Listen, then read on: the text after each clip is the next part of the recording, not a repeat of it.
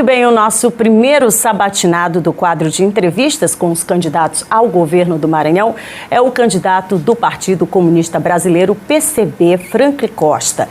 Natural de Imperatriz, ele tem 43 anos, é servidor público municipal e possui ensino médio completo. Franklin já foi candidato a vice-prefeito de Imperatriz em 2020. O candidato também tem como vice o fotógrafo Zé JK, do mesmo partido. A sabatina será dividida em 2 blocos, cada um com 13 minutos, e o tempo já começa a valer a partir de agora. A ordem dos entrevistados foi definida, inclusive, por sorteio, na presença dos representantes dos 9 candidatos. Muito bom dia, seja muito bem-vindo, candidato. Bom dia a todos que estão nos assistindo aqui pelo programa Bom Dia Maranhão, pela TV Difusora. Muito bem, candidato, a gente já começa então, otimizando inclusive o seu tempo. Saiu agora no fim de semana um laudo mostrando que as praias seguem impróprias para o banho. São 21 pontos, mas essa realidade ela já se perdura aí há diversos tempos, de forma especial nos últimos 3 meses a gente tem essa mesma realidade. Realidade essa que, infelizmente, quando se fala do esgotamento sanitário, políticas públicas voltadas ao saneamento básico, o Maranhão, boa parte dele, se não todo o Maranhão, está comprometido. No seu plano de governo, o que é que o senhor vislumbra nesse sentido de forma imediata para atender, né, essa população maranhense, sobretudo com o saneamento básico e aqui na Grande Ilha, com relação a essa problemática, né, que, claro, afasta não só o maranhense, mas também o cidadão, o turista que vem visitar esse destino? Então a gente percebe que a gente, acompanhando a política ao longo dos tempos, a gente percebe que a população não tem participação no plano diretor da cidade, né? Então a gente trabalha muito com a questão do poder popular, né? Que é os trabalhadores se organizando no seu local de estudo, de trabalho e moradia,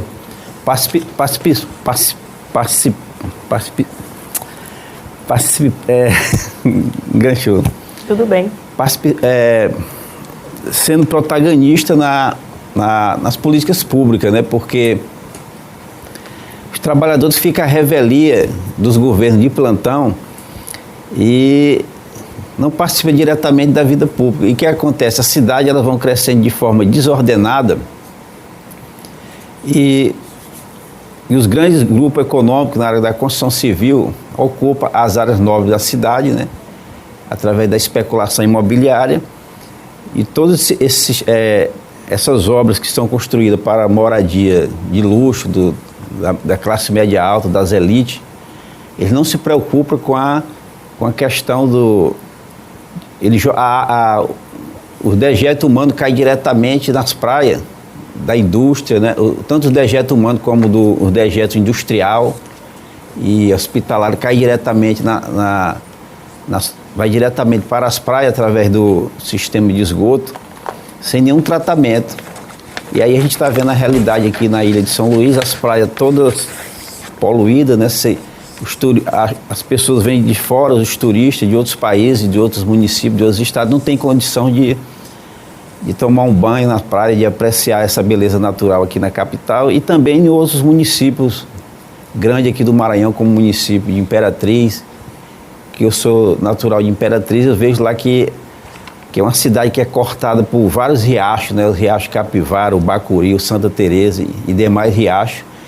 E o dejeto humano industrial cai in natura dentro desses afluentes do Rio Tocantins, porque não teve uma política pública de participação no projeto da cidade, no plano diretor, né? Então quem participa da construção do plano diretor é só os políticos de plantão, as câmaras de vereador e os empresários, por conta da especulação imobiliária. Então, um governo comunista ele pode contribuir muito com a participação da população na construção dos planos diretor, porque do jeito que está aí a situação é piorar ainda mais, né? Vai chegar um ponto que a gente não vai ter nem água mais para o consumo, né? Para agora, tomar Agora, candidato, você está falando sobre água, né? No seu plano de governo, que aliás é bastante resumido, né? Tem apenas 3 páginas, o senhor não é claro com relação a essa problemática do saneamento básico. Por exemplo, a CAEMA, né? O senhor pretende manter esse órgão, né?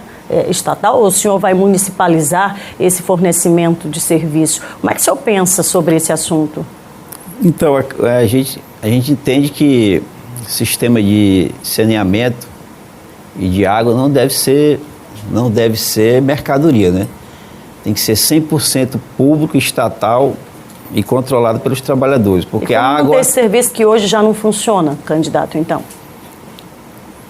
O problema é o seguinte, que ao longo dos tempos, os governos que já passaram a administrar aqui o estado do Maranhão, eles sucatearam a CAEMA, né? Não fizeram concurso, não fizeram investimento. E ao longo dos tempos a empresa vem sendo sucateada, vem ocorrendo um processo de terceirização, né? De privatização por dentro da empresa, da Companhia de Água e Esgoto do Maranhão. E é por isso que o serviço não é de qualidade, é ineficiente por conta do sucateamento da empresa, né? Então, a gente assumindo o governo, a gente vai fazer concurso, fazer investimento no sistema de água e esgoto do estado, que é público, né? Então, a água não deve ser mercadoria, o sistema de água e esgoto tem que ser estatal e tem que ter a participação popular nessa política de saneamento básico, né? De água e esgoto. Aqui em São Luís tem um problema muito grave de água, né? A gente vê que a água vem de longe, né? E o rio que abastece a capital, o Itapecuru, está passando por um processo de degradação, desmatamento das matas ciliares. E se a gente não tiver cuidado com a questão ambiental, para cuidar do rio que abastece a nossa cidade, daqui a uns tempos a grande São Luís vai ficar sem água. Quem vai pagar o preço maior é a população pobre, que não tem condição de pagar uma água cara, porque o custo para fazer o tratamento da água é muito alto, né? Então a gente vai lutar por uma empresa 100% pública, estatal e controlada pelos trabalhadores. Muito bem, o senhor fala aí, saindo da questão do saneamento básico, que é extremamente sensível e a gente sabe disso, claro que quando você oferece, né, um saneamento de qualidade satisfatório para uma população, você, por um outro lado, economiza na saúde, não é verdade? No seu plano de governo, o senhor fala ali em algumas linhas sobre uma ampliação de serviços, mas também não está muito claro. O Maranhão é gigantesco, nós temos 217 municípios e, sobremaneira, a gente entende que essa população ela termina vindo para São Luís porque tem muitas áreas na saúde que não são atendidas, né? E isso é histórico no Maranhão. Como então oferecer a saúde que é constitucional, está previsto na Constituição, para essa população? Como ampliar esses serviços e de onde o senhor pretende fazer essa ampliação? De que forma? Eu me refiro a recursos mesmo. E sempre que a gente está participando dos debates, das entrevistas, a imprensa tem procurado muito de onde vem o recurso, né? O problema não é recurso, o recurso tem muito. O Estado não quebra, né? O Estado não está quebrado, o país não está quebrado. O problema é quando vem a crise, né? Quando o sistema capitalista está em crise, os grandes grupos econômicos, né? Ele toma medidas de congelamento de gasto no social, através da PEC do congelamento de gasto, a emenda 95, que foi aprovada no governo do Michel Temer, e continuou com o governo Bolsonaro. Então, a gente vai lutar junto com a nossa presidente Sofia Manzano para revogar todas essas medidas de austeridade fiscal que impede que o Estado congele gastos em saúde e educação. Então, o que vem ocorrendo é porque os governos burgueses, os governos vêm tomando medidas neoliberais, cortando bilhões do orçamento da saúde, né? E isso faz com que a gente consiga ampliar, universalizar o direito à saúde. Então a gente vai lutar para ter mais recursos, né? Construir mais hospitais, fazer concurso público. Por exemplo, Mas, candidato, como que o senhor pretende fazer concursos públicos se, por exemplo, a gente tem um caso concreto, que é o concurso público feito para os policiais, para uma área extremamente importante, que é a segurança, e esse concurso ele já tem e se arrasta por mais de 5 anos e até hoje não se conseguiu, né, portanto, zerar essa lista e, pelo contrário, nós temos hoje uma população que depende a cada mais de 600 pessoas para um policial e essa lista nem foi zerada ainda e o grande fator apontado, inclusive, pelo atual governo é que não existem recursos disponíveis para absorver, né, portanto, esse quantitativo. Então, como explicar, então, porque o senhor está falando que existe recurso, né? O Estado nunca quebrou, o Estado nunca veio dizer que o Estado quebra, o Estado nunca vai quebrar. Essa questão de que o Estado está quebrado, isso é uma forma de enganar o povo, porque como é que o Estado está quebrado e o governo federal, o governo Bolsonaro está concedendo bilhões de reais através de subsídio fiscal para os grandes grupos econômicos. Quer dizer, no período da pandemia, o governo foi a época que os bancos e os grandes empresários ficaram mais ricos e ganharam mais dinheiro por conta dessa política de beneficiar os grandes grupos econômicos em detrimento da maioria do nosso povo. Então, a gente tem que cortar privilégios para ter dinheiro para investir no social, na saúde, na educação, na segurança, na moradia, no saneamento básico, etc. Tem que cortar privilégios, tem que taxar as grandes fortunas, os lucros e dividendos, os consumos de luxo, tem que revogar a lei de responsabilidade fiscal que só beneficia os grandes grupos empresariais. Essa lei de responsabilidade fiscal que foi aprovada ainda no governo do Fernando Henrique Cardoso, ela impede que os estados e os municípios façam concurso público, que invista mais no social. E essa lei tem que ser revogada e ser criada uma lei de responsabilidade social. Porque, segundo essa lei, ele tem um limite de teto até onde pode ser gasto em folha de pagamento. Então, todas essas medidas de austeridade fiscal têm que ser revogadas para que o Estado possa ter recursos para investir no sistema público de saúde.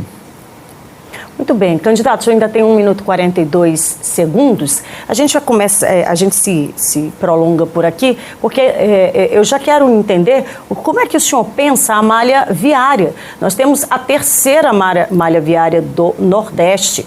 Isso, em números, significa algo bastante sério. Isso porque nós temos rodovias completamente, né, abandonadas e o resultado disso na prática são acidentes, né, e os acidentes têm aumentado. Como é que o senhor pensa, então, resolver, ou pelo menos nesse primeiro momento, minimizar esse problema, uma vez que esse cidadão não tem condições, quando ele vai pegar a estrada, ele já se sente inseguro. E se ele vai optar pelo serviço aquaviário, é outro problema, porque não se sabe se os ferries vão, de fato, completar essa viagem.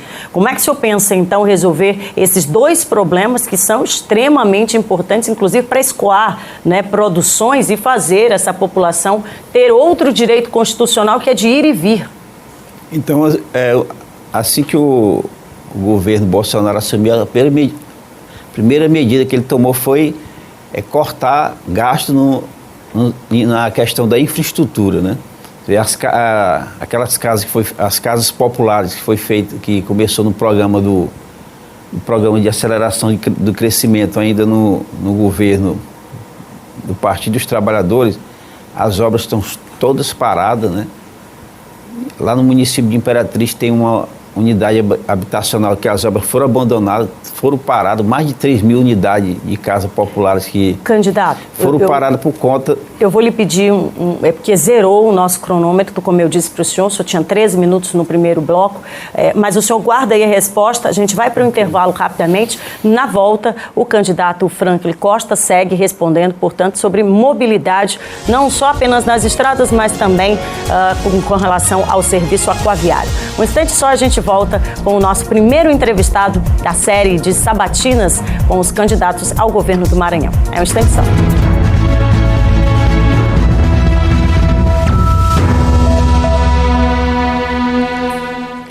De volta então com a nossa sabatina. O primeiro candidato que concorre, portanto, ao governo do Maranhão está sendo sabatinado hoje, abrindo, portanto, a série de sabatinas, o candidato Frank Costa, do PCB. Neste bloco, o candidato terá outros 13 minutos para poder responder as perguntas e as considerações finais. Candidato, o cronômetro já começa a funcionar a partir de agora. O senhor já pode, inclusive, falar, responder aí sobre mobilidade.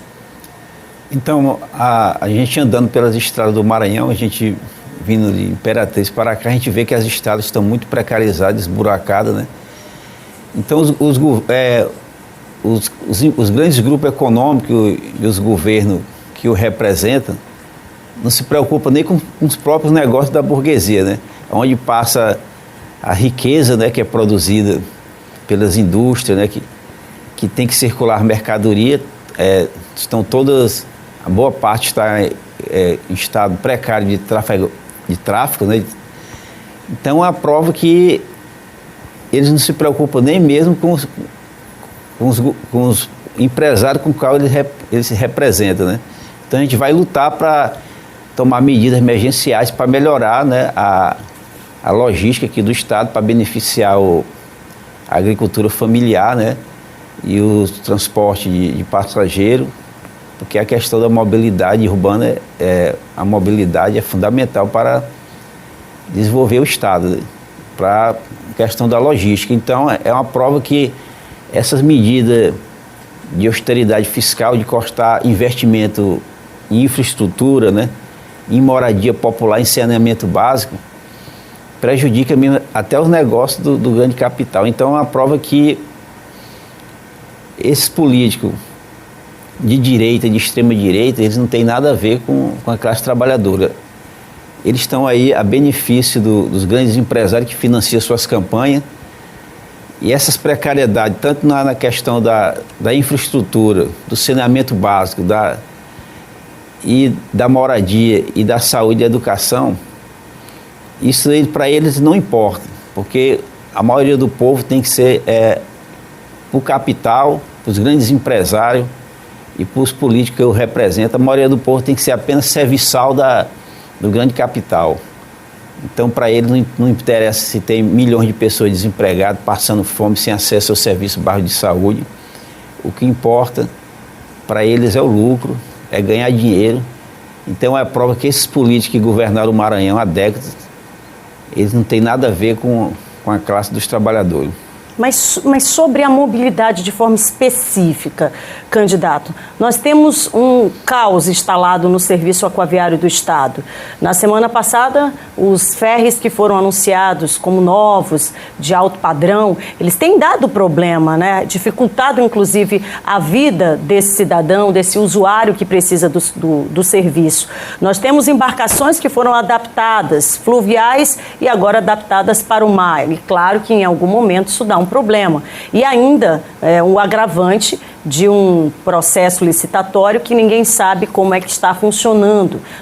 Duas licitações foram feitas e não foram adiante. E aí ninguém sabe qual é o tempo de prestação de serviço dessas embarcações, se até o final do ano ou não. Ou seja, o próximo governador vai precisar, então, ter um plano emergencial para esse setor. Qual é o seu plano emergencial? Aí é que diz que não tem dinheiro, né? Mas os próprios usuários do sistema dos ferryboats, eles sabem, o usuário sabe muito mais que qualquer um qual a dificuldade que eles estão passando para poder ir para vir para o seu local de trabalho ou estudo e moradia por conta da precariedade desse serviço. Então é fazer investimento, comprar mais barca, né? Comprar mais embarcação, investir e o trabalhador que diariamente está atravessando para ir para o seu local de estudo, de trabalho e moradia, participar da política desse transporte aquaviário, né? Então, os trabalhadores vão ter participação direta na política pública de transporte, seja ele rodoviário ou aquaviário, por conta que os trabalhadores têm que estar organizados, né, participando diretamente do governo. Justamente por isso que esses governos não representam a classe dos trabalhadores, que é a maioria, eles representam os grupos que financiam suas campanhas, eles deixam o sistema ficar sucateado. A empresa privada, através do processo de terceirização desse serviço, só visa o lucro, eles não estão se importando se as pessoas vão morrer ou não vão ter condições de voltar para casa ou para o local de trabalho, estudo, moradia de forma em menor espaço de tempo, de forma segura. Então a iniciativa privada ela visa o lucro, ela não quer nem saber se a maioria do povo vai ficar aí jogada à própria sorte, o direito de ir e vir, né? Seu local de trabalho, estudo, ou moradia ou lazer, né? Muito bem, candidato, sobre a questão do Maranhão, né, como um todo, são 217 municípios. Aqui na Baixada nós temos uma concentração de mais de 70% da pobreza, situação que, aliás, né, é multiplicada por todo o estado, mas, sobretudo, na Baixada Maranhense nós temos esse percentual. No seu plano de governo, o senhor fala sobre criação de uma rede de restaurantes, de mercados populares, e a minha pergunta é, o senhor vai dar continuidade a essa política de restaurantes populares como forma de acabar com a pobreza no Maranhão? É só isso que vai ser criado? Se as pessoas estão com um problema de segurança alimentar, passando fome, a gente não pode ser contra esse programa emergencial, né, esse programa para amenizar a situação da pobreza, da fome, né, da insegurança alimentar. E é importante, né, ampliar, fazer esse programa de assistência social, mas a gente sabe que esse programa não vai resolver o problema, que é um problema estrutural, né, um problema sistêmico, né? Então não existe capitalismo sem fome, sem desemprego, né? Então a gente tem que... É importante, mas só que a gente tem que fazer programas estruturantes, né, para desenvolver o Estado, né? Quais seriam esses programas, candidato? Um Estado forte, um Estado investindo na saúde 100% público estatal, educação, transporte público. Mas emprego e renda para a população, essa população... Programa emergencial de construção de casa popular, de investimento em saneamento básico, construção de escolas, hospitais, concurso público. Através existe muita vaga existente, já existente na área de saúde, de educação e outros serviços públicos. Fazer concurso público para contratar milhares de pessoas para contribuir para diminuir o desemprego, né? Investir nos pequenos e médios negócios, que gera muito emprego também. Aí a gente vai lutar junto com os trabalhadores para recriar o Banco do Estado, que foi privatizado. Um banco do Estado é fundamental para o desenvolvimento, para investir na agricultura familiar, nas cooperativas de produção, investir nos pequenos e médios negócios que gera mais emprego. E o Estado tem que ser forte para a maioria, o Estado máximo para os trabalhadores, e não um Estado mínimo, porque o Estado que está aí é um Estado máximo para os grandes grupos, para o agronegócio, para os grandes grupos na área da indústria, do comércio e do serviço, um Estado mínimo para a maioria, que são os trabalhadores e as trabalhadoras. Então a participação, é um Estado forte para alavancar o desenvolvimento do Maranhão. O senhor conhece os 217 municípios do Maranhão? O senhor já teve a oportunidade de ir em loco a todos esses municípios, conhecendo ao menos um pouco da realidade de cada município?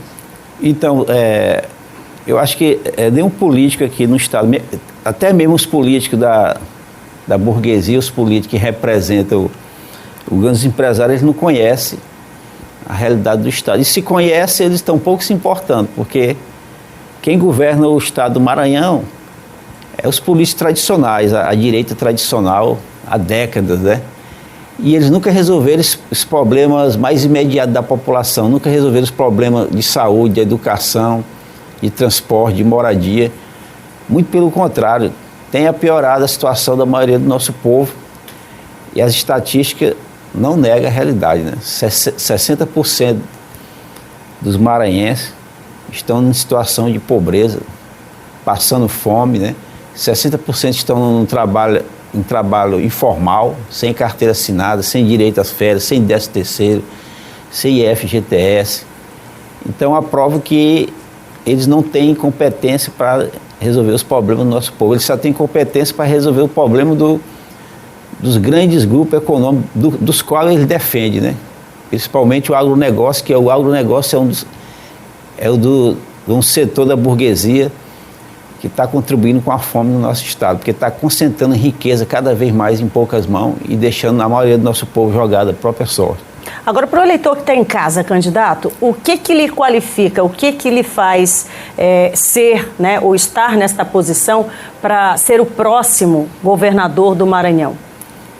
Então, o governo comunista, ele não é um governo messiânico, que vai dizer que vai resolver todos os problemas do povo num passo de mágica.